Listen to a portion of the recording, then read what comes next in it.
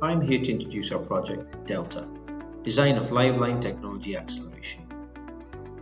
Complex repairs and maintenance tasks are regularly performed on the high voltage network.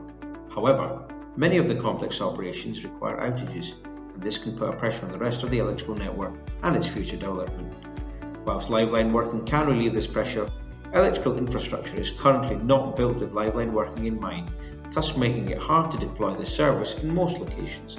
For example, a high voltage lattice pylon is not designed for live line working and does not provide the tools or amenities that allows easy access for any sort of live line maintenance or asset replacement when energized.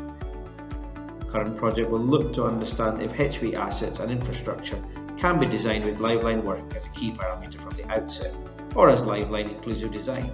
The project will look to add live line as a critical parameter into infrastructure design, allowing for a strategic rethink on how we actually build key assets.